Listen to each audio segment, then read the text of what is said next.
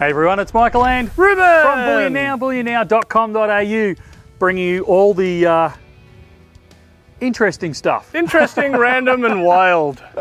So, we've been threatening to do this for a little while, probably near on, what do you reckon, Rubes, 2 years now? It's been a while. Yeah. So what we're going to do is we're going to take two perfectly innocent safes. You kind of average, everyday, run-of-the-mill safes. These aren't the high-end ones that we use, you know, obviously at Bullion Now, or any of those sorts of things. These are two run-of-the-mill safes that you might pick up just in a general shop somewhere in your day-to-day activities. Now the reason we've selected these two is because we want to show people what happens when you buy safes at the cheaper end of the market. Now that's not to say that these are necessarily good, necessarily bad. We just want to see what's actually going to happen, so you have some idea of what might happen if you store your precious metals in there, what will survive, what won't survive, and what shape it may be in at the end of the day. So we are going to put some metal inside. Now, no, I'm not going to stick a kilo of gold in there. We did have that discussion, but the budget didn't stretch yeah, that far. I vetoed it. So we've actually got, and I know this is going to cause some crying amongst some of the locals, but we've actually got two 100 gram bars.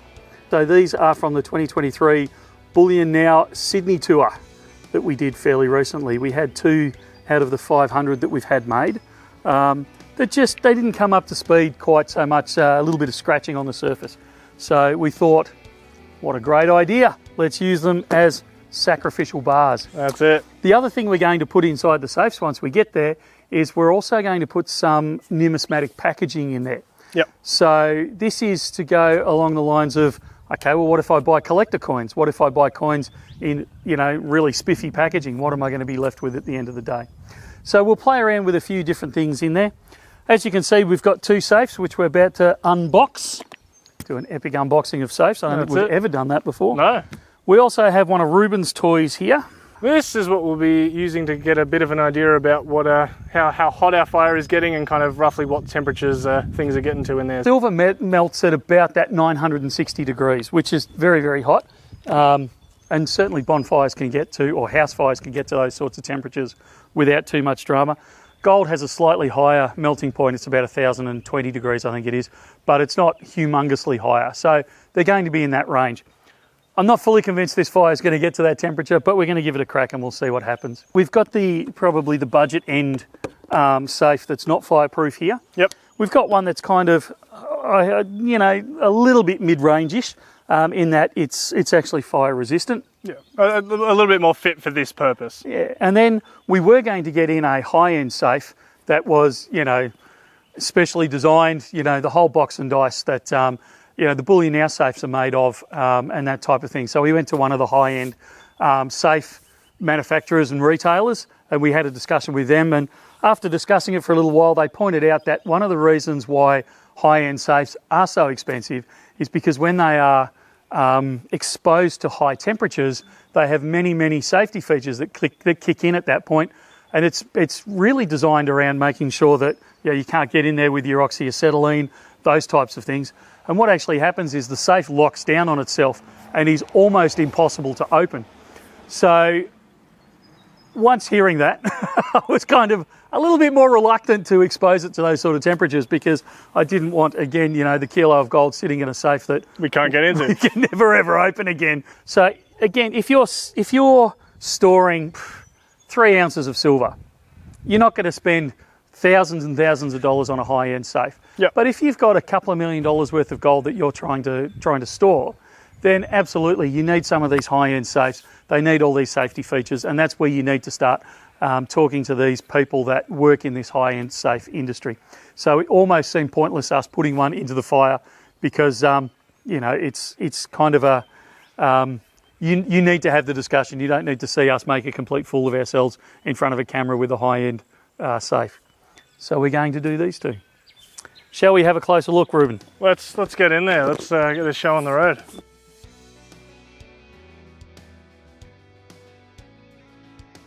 This is the safe. As you can see, it's just a standard safe.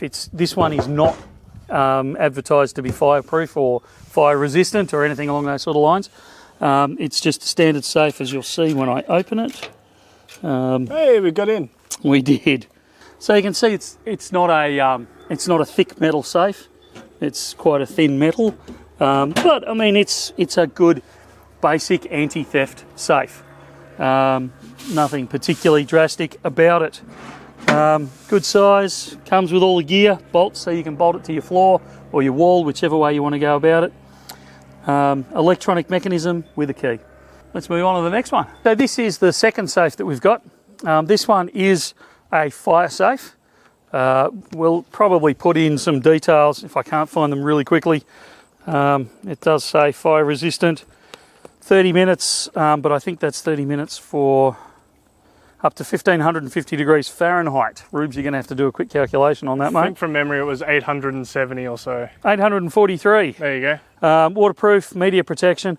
I think you'll find that the fire resistance, though, is based on documents, Yep. not on metals and that sort of stuff. So I'm not sure if that's a better thing or a worse thing. Okay, so here we've got the fireproof safe. As you can see, it's got an electronic lock on top and a key mechanism as well. Now, because we're setting fire to these things, we're not actually putting batteries in the keypads themselves, so that part will be disabled. So this is a fireproof safe. As you can see, it's actually designed a bit thicker, a bit more insulated than the other one was. As you can see there, it's got a bit of a... Looks like a thick esky, if I'm honest. Yeah, that's actually probably a very good description of it, is it's quite a thick esky. So it's going to be interesting to see how this one holds up to it, because it is far more plasticky. So I don't know if it's got, like if it's a a plastic lined metal, but we shall find out when we torch it a bit. We shall. I want to emphasise this is not a criticism of any particular brand of safe or model of safe or anything along those sort of lines. This is purely, let's just suck it and see. Let's see what happens when these things are subject to a decent fire. It's obviously limited. This is not a house fire, this is a bonfire. So, you know, I'm not about to torch a house to find out how it burns in that. You know, there are lots of environmental differences between what we're about to do and if it was actually placed in your house with, you know, things like carpet in there and vinyls and all those types of things that obviously add to the intensity of the fire. Yeah, the sunlight's just changed again and Ruben's swearing and cursing behind the camera. So don't take this as we're picking on a particular safe. Take this as a general look at, let's see what happens when we add metals to a safe and throw it into a bonfire and what happens there. If someone is just starting out, I think these are the kind of safes potentially that they're going to be looking at, and so I think it's definitely one worth taking a look at and yeah, seeing what happens. Now the other limitation that's there, and Ruben and I have been arguing about this quite a bit, is we're going to close the safes up. I'm not sure we're actually going to hard lock them. If I think we can get away with it without it impacting on the amount of heat that can get inside the safe, we will, because if we lock them with the melting of the plastic mechanisms, electronics are probably going to go. Yeah, we're going to have trouble actually opening up and having a look what happened to what remains inside. So if we can get away with not physically locking them, we will, but if we do have to lock them in the end, we will. Alrighty, so we've got the placement of the sacrificial items into the safes. So we're starting off with a 100 gram silver bar, and it's 49 silver placed in there, and also some packaging from a numismatic release from earlier on this year. So we've put that into the, this is the fire resistant safe. Yep. And then if Ruben comes around the other side, I'll put that down there. We're actually going to have to pull a little bit of gear out of this one because it came with some fancy schmancy stuff.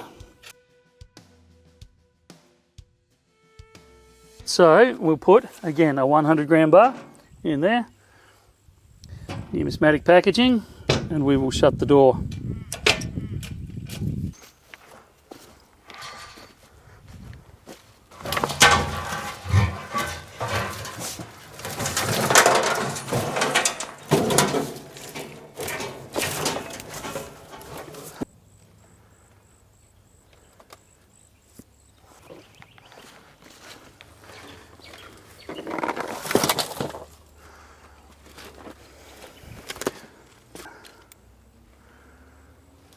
All right, everything's in place, safes are in, Fire we think is set to go, so I'm about to light it, but I think we should first of all say we're doing this in honour of Guido Fawkes, also known as Guy Fawkes, the only person who's ever entered Parliament with honourable intentions. Let's go.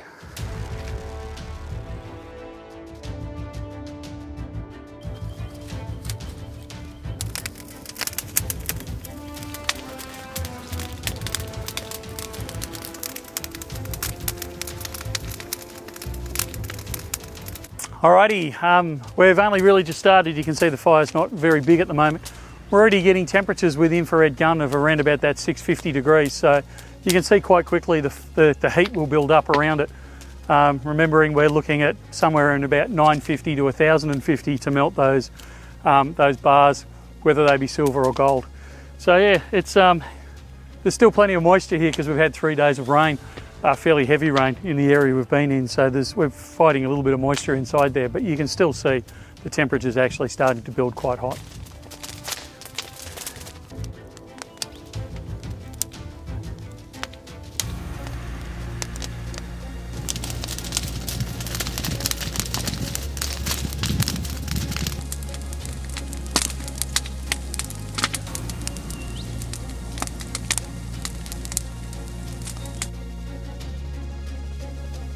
Alrighty, so you can see the fire's actually getting going now. We've got some heat into it. We're seeing temperatures in the mid to high 900s now. The all steel safe is smouldering away, doing quite well. The fireproof safe, as we suspected with the plastic coating around the outside, the fireproof safe has actually gone up in smoke and is burning quite hard. So it's going to be really interesting to see what happens to what's inside of that when we get there. Yeah, it's. I suspect we may not even be able to open the thing the way it's burning, but let's see when we finally get into it.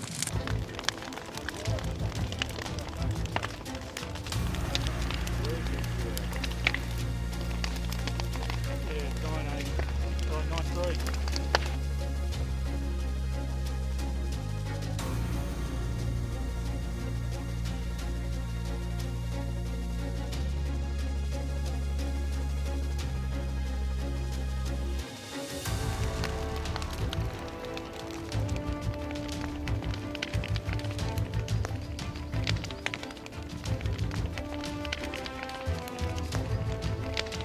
Alrighty, you can see it's starting to die down now. We haven't dragged the other stuff in on it yet, we're just kind of letting it calm down a bit. We saw temperatures well over the 1,000 degrees, so we're happy that it's certainly exceeded the limitations of particularly the fireproof safe. The other one really didn't have any heat limitations, but it was talking about 30 minutes at 943, I think it was, degrees Celsius. So we well and truly exceeded that for over 30 minutes. We'll let it die down a bit further. We're going to break for lunch. We will drag those out, let them cool a bit, and then we'll have a look at what's inside and what's happened.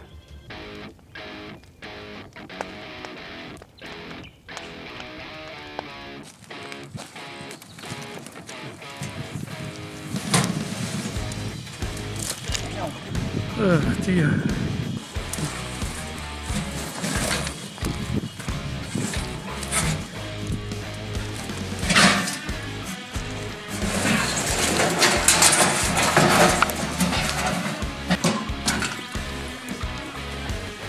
Alrighty, so we're still, it's dropped a bit since just before, but we're still getting 250 degrees on this one. So we'll drag the first one out. It's probably how I should have started this. Yeah, even inside we're not getting much hotter than that. Ooh, ow, it's coming through my gloves. Yeah, so it's in that 2 to 250 range. So you can see here, it's basically stuffed. So the heat's buckled all the door. It's actually burnt out the locking mechanism.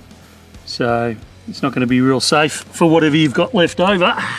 And inside, it's buckled all the shelving. And I suspect that in the rolling around in the fire that it did, it was dropping off things and that type of thing. I suspect we've actually, there is no sign of the 100 ounce bar at all. 100 gram bar, sorry, not 100 ounce bar. So yeah, so it's either evaporated or melted and trickled out somewhere. There is the holes on the bottom. There is. Could have done that. There's bolt holes in it there where you bolt it to the wall, but you can even see in here it's completely burnt out, the mechanism. It's completely stuffed. So look, it's actually held up better than I thought it did, or thought it would.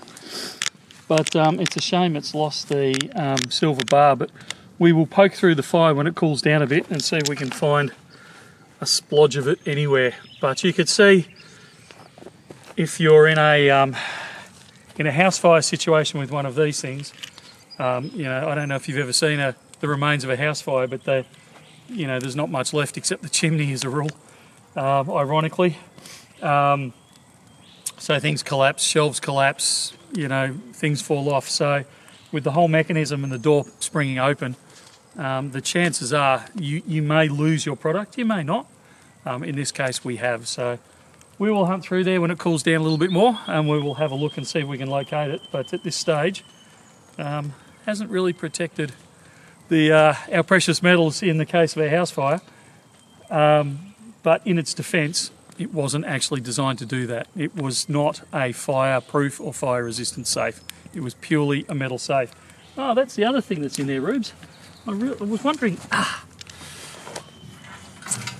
all that stuff you can see in there, that's what's left of the numismatic box. That's all the flaky pastry. So it obviously didn't keep. Again, I want to emphasise this is not a fireproof safe, so it wasn't designed to. Michael, but, yeah. do I spot, is that a little bit of silver there? Or is that some of the metal off the... Ah, absolutely it is. We have blobs. So it is well and truly liquefied. Yeah, which isn't a shock. Oh, the heat from this box is getting through my welding gloves. I've still got to use my welding gloves, but you can see the metal just there, the silver. And I suspect that's all we're going to find. So it's obviously melted that as well. So again, these safes, while maybe, you know, they'll stop an opportunistic thief, in a fire situation or in a serious, you know, let's try and break them situation, possibly not.